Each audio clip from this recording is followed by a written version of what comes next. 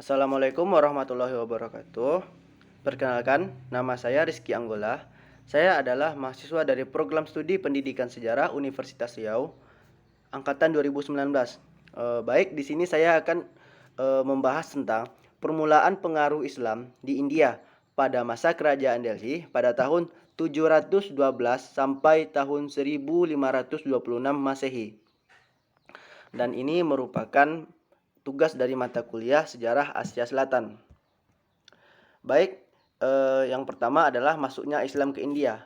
Masuknya Islam ke India ini adalah gelombang pertamanya dibawa oleh orang Arab pada abad ke-8 Masehi. Gelombang kedua disebarkan oleh orang Turki pada abad ke-12 Masehi. Dan gelombang ketiga dibawa oleh orang Afghanistan pada abad ke-16 Masehi. Menurut sebuah versi, Islam pertama kali bersemi di India pada abad ke-7 Masehi.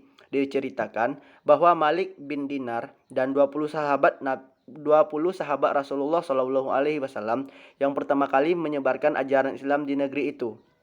Saat itu, Malik dan sahabatnya menginjakkan kaki di Kodungalur, Kerala. Kedatangan Islam pun disambut penduduk wilayah itu dengan sukacita.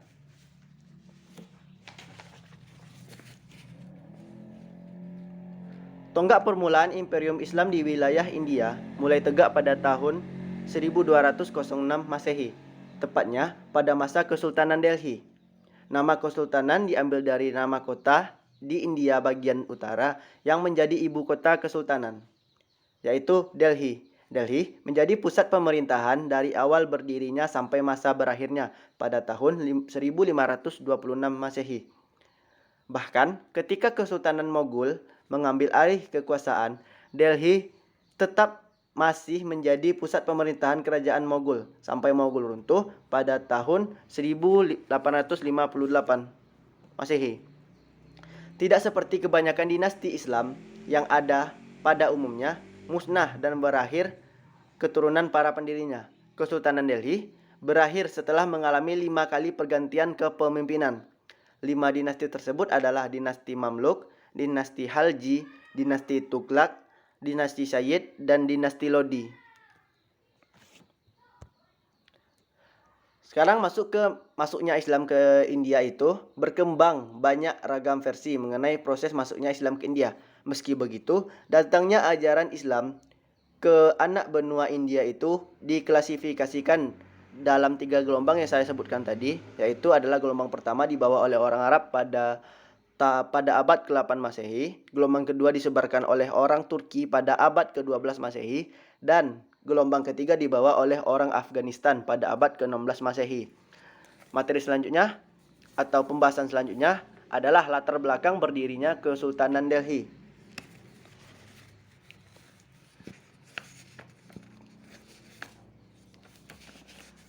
Pada tahun 711 Masehi, tentara Bani Umayyah berhasil menancapkan kekuasaannya di lembah Indus di bawah pimpinan Jenderal Muhammad bin Qasim.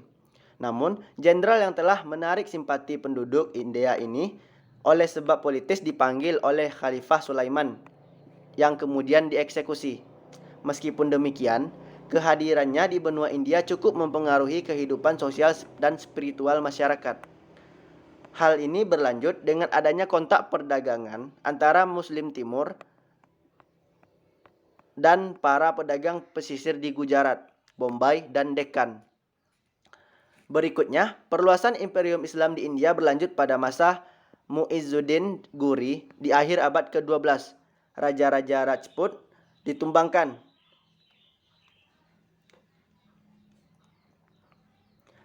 Serangan selanjutnya dilancarkan terhadap Genghis, Jumana Doab, Gujarat, Bihar, Bengali, Gaur, dan Assam.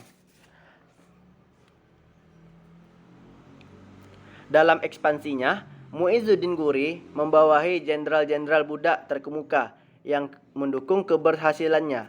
Mereka adalah Panglima Yildiz di Ghaznah, Panglima Aibak di Lahore, dan Panglima Kabaka di Uch. Muizzuddin kembali ke Ghazni pada tahun 1120 Hijriah, sedangkan Aibak menetap di India untuk mengatur wilayah India. Dari sejak menetapnya dia di Aibak di India, tepatnya di kota Delhi, sampai meninggalnya Muizuddin, Kesultanan Delhi mulai nampak meskipun belum secara resmi menjadi suatu sistem pemerintahan. Selanjutnya kita masuk ke pemerintahan Kesultanan Delhi. Ada terbagi dalam beberapa bagian. Yang bagian pertama itu adalah dinasti Mamluk, yaitu pemerintahan awal Kesultanan Delhi. Dinasti Mamluk ini juga terbagi dalam beberapa fase pemerintahan. Yang pertama adalah Qutb al-Din Aibak yang memerintah pada tahun 1206 sampai 1210 Masehi. Kemudian bagian pemerintahan kedua adalah Sultan Iltumis yang memerintah pada tahun 1211 sampai 1236 Masehi. Bagian yang ketiga adalah pemerintahan Ghiyasuddin Balban yang dimulai pada tahun 1266 sampai 1287 Masehi. Kemudian fase selanjutnya adalah dinasti Khalji yang merupakan akhir supremasi Turki di India. Dan supremasi Turki di India ini terbagi juga beberapa bagian. Bagian pertama adalah pemerintahan dari Jalaluddin Firuz pada tahun 1290 sampai 1296 Masehi. Kemudian Alauddin Khalji pada tahun 1296 sampai 1316. Selanjutnya lagi ada dinasti Tughlaq, dinasti Sayyid, dan dinasti Lodi yang merupakan bagian dari pemerintahan Kesultanan Delhi ini. Kita akan masuk ke pembahasan dinasti Mamluk yang merupakan pemerintahan awal dari Kesultanan Delhi. Dimulai dari Qutb al-Din al-Aibak. Beliau ini berkuasa pada tahun 1206 sampai 1210 Masehi. Selama 4 tahun masa pemerintahannya ditandai dengan perjuangan melawan Yildiz, penguasa Turki dari Ghaznah dan Kabaka, penguasa Sind dan Multan. Selain itu, Aibak juga melawan pemberontakan raja-raja Hindu yang menentang kekuasaan Muslim di India. Kematian Aibak atau Aibak yang tiba-tiba pada tahun 1210 Masehi mengakhiri karirnya yang cukup menjanjikan. Selanjutnya adalah Sultan Iltumis. Sultan Iltumis ini memerintah pada tahun 1211 sampai 1236 Masehi. Iltumis naik tahta Delhi saat kesultanan berada dalam posisi sulit dan tidak stabil. Sikap menentang dari para jenderal senior rekan Aibak atau Aibek seperti Kabaka dan Yildiz, juga perlawanan dari penguasa Hindu. Dan yang paling mengancam di antara semuanya adalah kekuatan besar yang tumbuh dari Chingisid Mongol di perbatasan utara dan barat. Iltumis adalah penguasa berdaulat pertama Delhi yang dianggap sebagai pendiri Kesultanan Delhi. Dia dianugerahi penghargaan untuk jasanya menciptakan fondasi negara yang tahan lama, mengorganisir administrasi, dan mengembangkan kebijakan politik dasar negarawan.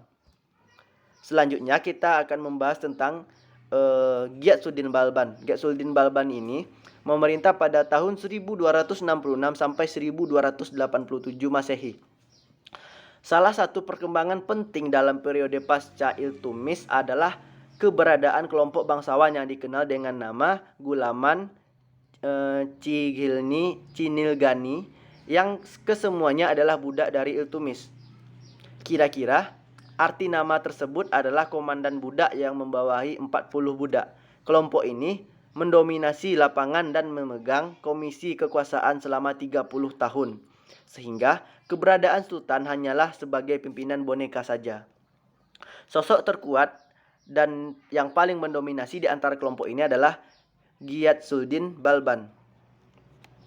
Setelah menjabat posisi tertinggi kesultanan, Balban meyakini bahwa kelemahan mahkota terletak pada akar semua penyakit negara.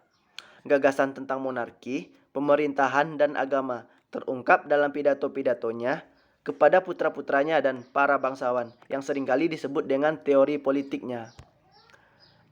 Sekarang kita masuk ke dinasti yang baru, yaitu dinasti Khalji yang merupakan akhir supremasi Turki di India, yang diperintah pertama kali oleh Jalaluddin Firuz pada tahun 1290 sampai 1296 Masehi. Jalaluddin telah berusia 70 tahun, sangat terbilang cukup tua ketika mengambil alih kekuasaan Kesultanan Delhi. Dia sebenarnya masih memiliki hubungan kekerabatan dengan Sultan Balban dan Sultan Koikobat yang memberikan kepercayaan kepadanya untuk menjadi wakilnya. Sampai akhirnya dia berhasil menjadi sultan pada tahun 1290 Masehi. Transisi kekuasaan ini dikenal dengan Revolusi Khalji.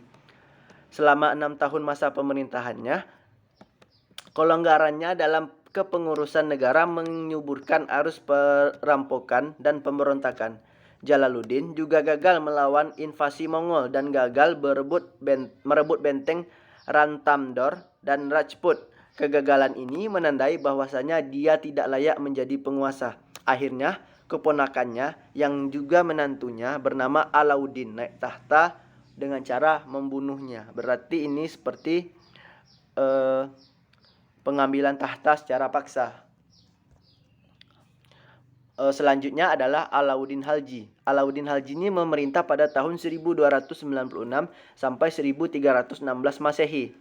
Alauddin merupakan penguasa yang ambisius. Kekuasaannya meliputi hampir seluruh wilayah di India, termasuk Deccan, yang bahkan penguasa sekaliber Mahmud Ghaznawi, Muizuddin Guri, dan Balban tidak dapat menembus wilayah tersebut disebabkan kondisi alamnya yang sulit. Oleh karena itu, Alauddin dijuluki sebagai sang penakluk Asia. Untuk memahami sepenuhnya sistem pemerintahan Alauddin, harus melihat kembali pada abad ke-13 dan mencatat tren sosial ekonomi yang cukup menonjol. Motif menarik adalah komunitas ekonomi yang motif yang menarik adalah komunitas kontinuitas lembaga.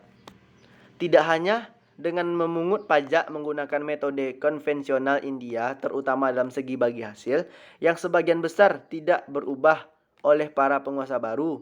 Akan tetapi, juga ada agen pemungut pajak, rais atau kepala, kautkris atau kepala perganas yaitu masyarakat desa, dan petuaris atau akuntan desa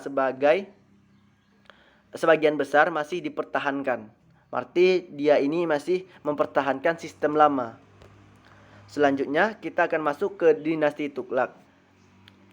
Qutbuddin Mubarak Shah di tahun 1320 Masehi, garis Kesultanan Khalji berakhir dan pembunuhnya yaitu budaknya Khusru naik menjadi sultan.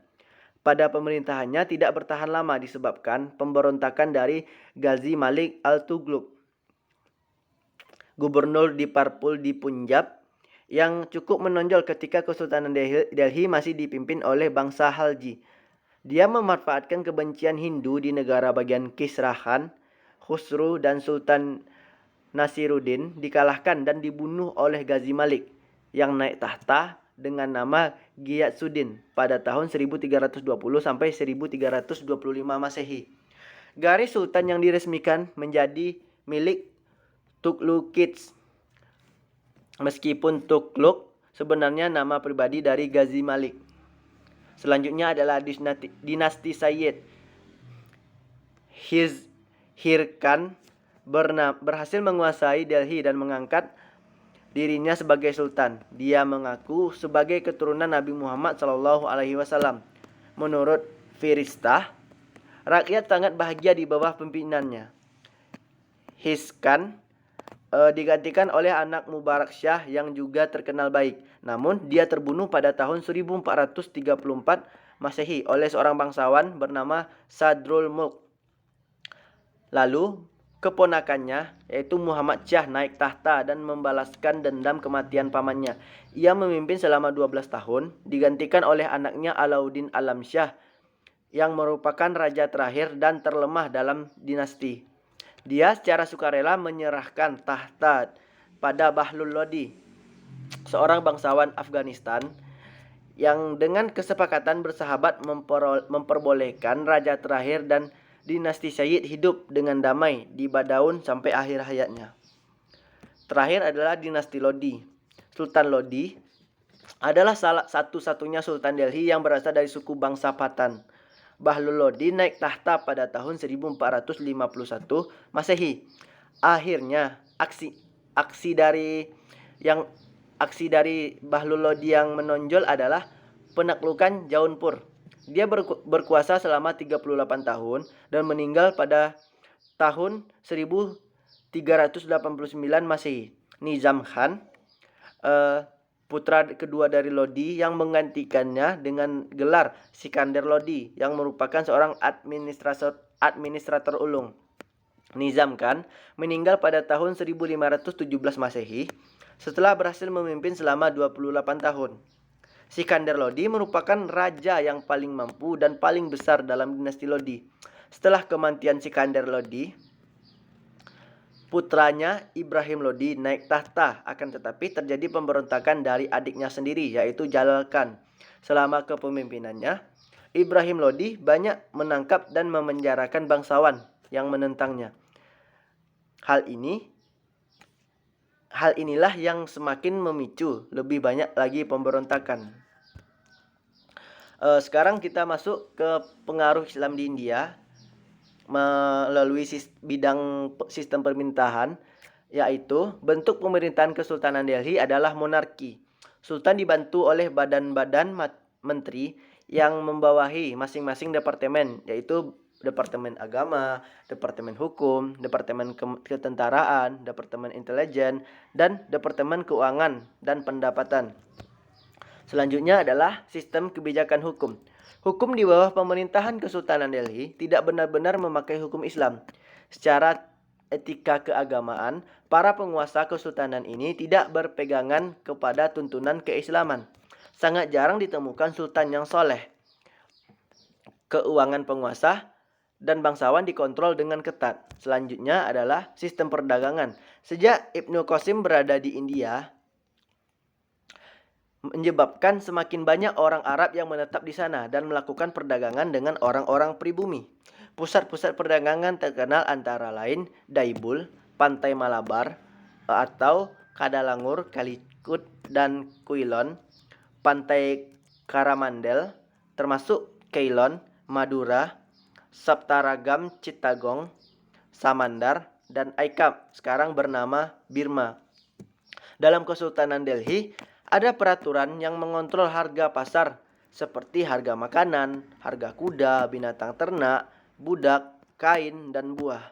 Industri kerajinan yang ada pada masa itu adalah kapas, kain sutra, karpet, wol, besi, dan gula. Wilayah ini juga telah memproduksi baja. Pengaruh yang selanjutnya adalah ilmu pengetahuan. Dalam budaya, di bidang ilmu pengetahuan seperti astrologi, astronomi, kedokteran, bahasa, seni, filsafat, dan sebagainya, banyak orang yang mempelajari budaya India. Menurut Amir Khusro, seorang ahli astronomi Arab, Abu Mazhar datang ke Benaras, pusat pendidikan budaya Hindu. Dia belajar selama 10 tahun. Buku India banyak diterjemahkan ke dalam bahasa Arab. Pada saat itu, banyak ilmuwan yang dikirim ke India untuk mempelajari ilmu-ilmu yang ada. Jejak arkeologis kebudayaan Kesultanan Delhi. Ada banyak bangunan-bangunan yang didirikan oleh para Sultan Delhi, antara lain seperti istana kerajaan, benteng, masjid, dan tugu. Andai kata dinasti ini tidak hancur akibat penyerangan Timurlang, niscaya akan banyak bangunan-bangunan indah yang tersisa. Sebab setiap penguasa yang menguasai kerajaan masing-masing dinasti di Kesultanan Delhi berlomba-lomba membangun bangunan-bangunan yang mewah. Peninggalan kebudayaan non-fisik yang lain terasa sampai saat ini adalah bahasa Urdu. Lahirnya bahasa ini disebabkan pada zaman dinasti Ghazni dan Guri mengalami kesulitan berbahasa. Mereka adalah orang Turki yang berbahasa Persia dan Arab, sedangkan pribumi berbahasa Prakrit dan Sanskerta. Kebutuhan komunikasi ini melahirkan bahasa baru, yaitu Urdu. Baik, hanya itu yang dapat saya sampaikan. Lebih dan kurang saya mohon maaf. Saya sudahi dengan wabillahi taufik wal hidayah. Wassalamualaikum warahmatullahi wabarakatuh.